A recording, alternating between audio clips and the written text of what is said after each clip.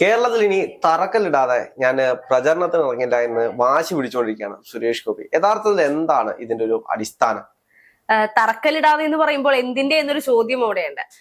സുരേഷ് ഗോപിയെ സംബന്ധിച്ച് കുറച്ച് നാളുകളായി സുരേഷ് ഗോപി എയിംസിന്റെ വാലിൽ തൂങ്ങിക്കിടക്കുകയാണ്. സുരേഷ് ഗോപി ഇത്രയും നാൾ പറയുന്നത് എയിംസ് ആലപ്പുഴയിൽ കൊണ്ടുവരണം, ആലപ്പുഴയിൽ മാത്രമാണ് എയിംസിന് കൊണ്ടുവരാൻ ഏറ്റവും ബെസ്റ്റ് ആയിട്ടുള്ള സ്ഥലം എന്നുള്ള രീതിയിലേക്ക് പറയുന്നുണ്ടായിരുന്നു. തൃശ്ശൂരുകാരോട് പോലും എയിംസ് ആലപ്പുഴയിൽ കൊണ്ടുവരണം എന്നുള്ള രീതിയിലേക്ക് പ്രചരിപ്പിക്കുന്നത് നമ്മൾ കണ്ടിരുന്നു. പക്ഷെ ഈ ഒരൊറ്റ കാരണം കൊണ്ട് കോൺഗ്രസിനകത്ത് തന്നെ രാജീവ് ചന്ദ്രശേഖറും സുരേഷ് ഗോപിയും തമ്മിൽ പിണക്കങ്ങൾ തുടങ്ങി എന്നുള്ള വാർത്തകളും ആ ഒരു സമയത്ത് വന്നിട്ടുണ്ടായിരുന്നു. പക്ഷെ ഇപ്പോൾ സുരേഷ് ഗോപി കുറച്ചൊന്ന് അയഞ്ഞിട്ടുണ്ട്. അദ്ദേഹം പറയുന്നത് കേരളത്തിൽ എവിടെയെങ്കിലും എയിംസിന് തറക്കല്ലിടാതെ അദ്ദേഹം പ്രചാരണത്തിന് ഇറങ്ങില്ല.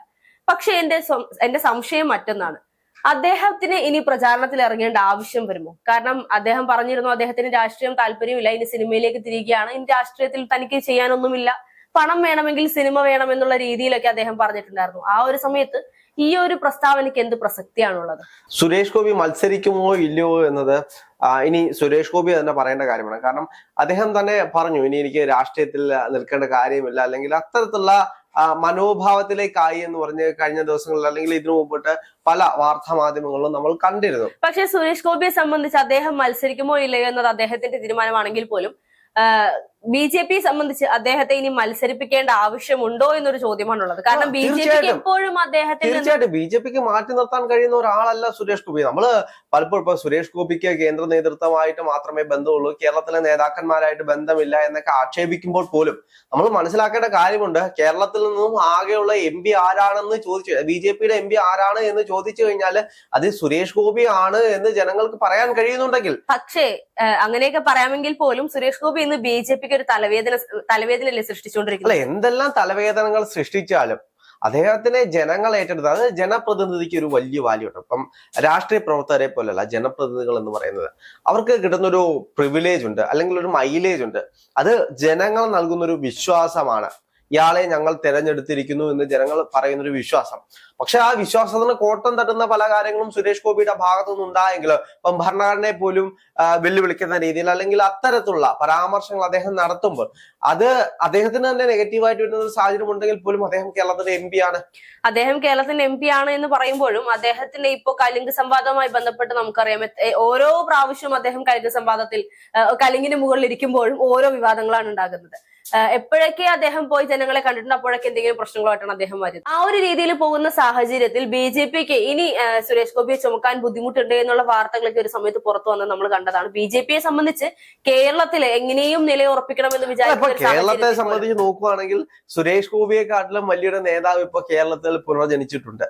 അത് ആരാണെന്ന് ചോദിച്ചു കഴിഞ്ഞാൽ നമ്മുടെ ഗോപാലൻജിയാണ്. കഴിഞ്ഞ ദിവസം രാഹുൽ ഗാന്ധി തന്നെ ബിഗ് സ്ക്രീനില് ഇന്ത്യ ഒട്ടാകെ കാണിച്ചു കൊടുത്ത കേരളത്തിൽ നിന്നുള്ള ഒരേ ഒരു നേതാവിന്റെ പേര് ചോദിച്ചു കഴിഞ്ഞാൽ അത് ഗോപാലൻജി എന്ന് എടുത്തു പറയത്തക്ക വിധത്തിൽ ഒരു നേതാവ് അവർക്കുണ്ടായിട്ടുണ്ട്. അപ്പം സുരേഷ് ഗോപിയൊക്കെ ഇനി പരിഗണിക്കുമോ എന്നുള്ളതൊക്കെ വലിയ ചോദ്യചിഹ്നമാണ്. കാരണം ഗോപാലൻജിയെ പോലുള്ള ആളുകളൊക്കെ കേന്ദ്ര നേതൃത്വം വരെ അറിയുന്ന ലെവലിലേക്ക് എത്തിയ സമയത്ത് അപ്പം ഇനി കേന്ദ്രവുമായിട്ടായിരിക്കും നേരിട്ട് ഡീലിങ്സ് ഒക്കെ എല്ലാം വരുന്നത്.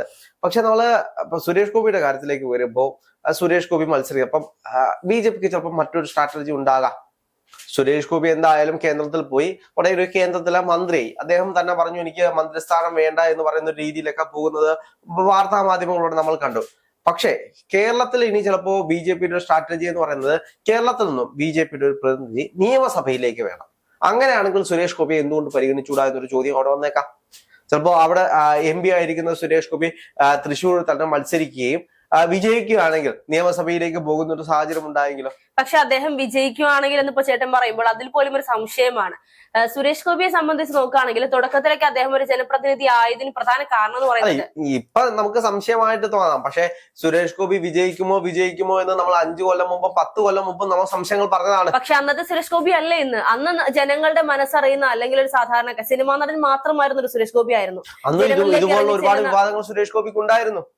ഈ വിവാദങ്ങൾ നിലനിൽക്കുന്ന സമയത്ത് തന്നെയാണ് സുരേഷ് ഗോപി MP ആയത് എന്ന് നമ്മൾ ഓർക്കണം. അപ്പൊ അതിനു മുമ്പിട്ടാണെങ്കിൽ ഇത്തരത്തിൽ ബ്രാഹ്മണ്യത്തെ അടുത്ത ജന്മത്തിൽ എനിക്ക് ബ്രാഹ്മണനായിട്ട് ജനിക്കണം, പൂണൂലിട്ട ബ്രാഹ്മണനാകണം എന്നൊക്കെ സുരേഷ് ഗോപി MP ആകുന്നതിന് മുമ്പേ പറഞ്ഞിട്ടുള്ള ഡയലോഗുകളാണ്. ഈ വിവാദങ്ങളെല്ലാം ഇതിനു മുമ്പിട്ടും സുരേഷ് ഗോപിക്ക് ഉണ്ടായിട്ടുണ്ടെന്ന്. പക്ഷെ ഒരു MP ആയിരിക്കുമ്പോൾ പറയാൻ പറ്റുന്ന അല്ലെങ്കിൽ ചെയ്യാൻ പറ്റുന്ന പ്രവർത്തികളാണോ അദ്ദേഹം ചെയ്യുന്നത് എന്നത് വലിയൊരു ചോദ്യം തന്നെയാണ്. നമുക്കറിയാം, സാധാരണപ്പെട്ട കഴിഞ്ഞ ദിവസങ്ങളിലായിരുന്നു കലിംഗ സംവാദവുമായി ബന്ധപ്പെട്ടിരിക്കുന്ന സമയത്ത് വേലായുധൻ എന്ന് പറയുന്ന വ്യക്തി അദ്ദേഹത്തിന്റെ വീടിന് വേണ്ടിയിട്ട് സുരേഷ് ഗോപിയുടെ അടുത്തേക്ക് ചെല്ലുമ്പോൾ ഇതൊന്നും ഒരു MP പണിയല്ല എന്ന് പറഞ്ഞ് മാറ്റി നിർത്തുന്നതും, മാധ്യമങ്ങൾ എന്തെങ്കിലും ഒരു ചോദ്യവുമായി ചെല്ലുമ്പോൾ ഇവിടെ നിന്നല്ല അത് ചോദിക്കേണ്ടത്, അമ്മയുമായി ബന്ധപ്പെട്ട വിഷയമാണെങ്കിൽ അമ്മയിൽ നിന്ന് ഇറങ്ങുമ്പോൾ ചോദിക്കണം, ഇത്തരത്തിലുള്ള പരാമർശങ്ങളൊക്കെ നടത്തിക്കൊണ്ട് മാധ്യമ പ്രവർത്തകരെ കളിയാക്കുന്ന ഒരു രീതിയൊക്കെയാണ് സുരേഷ് ഗോപിയുടെ ഭാഗത്ത് നമ്മൾ അതൊരു ജനപ്രതിനിധിക്ക് തെറ്റായിട്ടുള്ള നിലപാട് തന്നെയാണ്. കാരണം മാധ്യമങ്ങളെ ആക്ഷേപിക്കുന്ന ഒരു രീതി സുരേഷ് ഗോപിക്ക് ഇടക്കാലമായിട്ടുണ്ടായിട്ടുണ്ട്. ചിലപ്പോ മാധ്യമ പ്രവർത്തകരിൽ നിന്നും സുരേഷ് ഗോപിക്ക് ഉണ്ടായിട്ടുള്ള വിഷയമായിരിക്കാം. അവിടെ സുരേഷ് ഗോപി തെറ്റ് ചെയ്തിട്ടുണ്ട്. ഒരാളോട് ചോദിക്കാതെ ഒരാളുടെ ദേഹത്ത് സ്പർശിക്കുക എന്ന് പറയുക, അല്ലെങ്കിൽ അവരെ ചേർത്ത് നിർത്താനുള്ള ഒരു വിഷയം ഉണ്ടാകുക എന്ന് പറയുന്നത് തന്നെ തെറ്റായിട്ടുള്ള ഒരു കാര്യമാണ്. അത് അദ്ദേഹം മനസ്സിലാക്കേണ്ട ഒരു കാര്യമാണ്.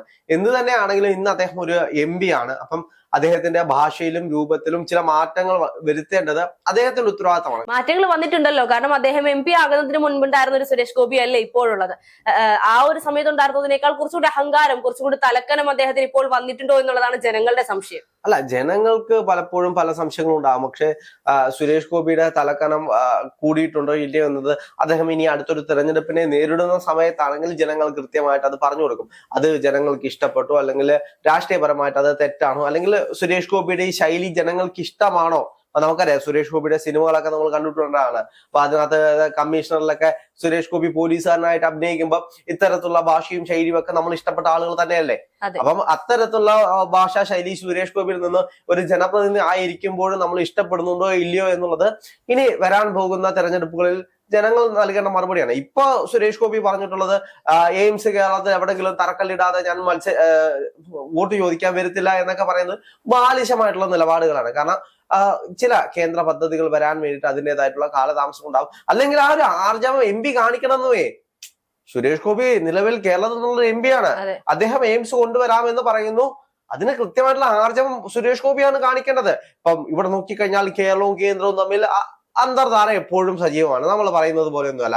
അപ്പൊ അന്തർധാര സജീവമായിരിക്കുന്ന ഈ സമയത്ത് കൂടി കേരളത്തിൽ ഒരു പദ്ധതി കൊണ്ടുവരാൻ സുരേഷ് ഗോപി കഴിയുന്നില്ലെങ്കിൽ അത് സുരേഷ് ഗോപിയുടെ കഴിവുകേടാണ്. കാരണം നമ്മൾ കണ്ടാണ് PM ശ്രീ നടപ്പിലാക്കത്തില്ല. എന്തെല്ലാം വിവാദങ്ങളായിരുന്നു, എന്തെല്ലാം വീരവാദങ്ങളായിരുന്നു ഇവിടുത്തെ മുഖ്യമന്ത്രിക്കും ഇവിടുത്തെ സർക്കാരിനും ഒക്കെ ഉണ്ടായിരുന്നത്. അതെല്ലാം അന്തർധാര വഴി സജീവമായിട്ട് ആരും അറിയാതെ ഒപ്പിട്ട് കൊടുക്കാൻ ഇവിടുത്തെ പിണറായി വിജയന് കഴിഞ്ഞിട്ടുണ്ടെങ്കിൽ എയിംസ് എന്തുകൊണ്ട് പരസ്യമായിട്ട് രഹസ്യമായിട്ട് വേണ്ടതേ പരസ്യമായിട്ട് ഒപ്പിട്ട് കൊടുക്കും. കേരളത്തിലും കൂടെ പ്രയോജനകരമാവുന്ന ഒരു പദ്ധതിയല്ലേ.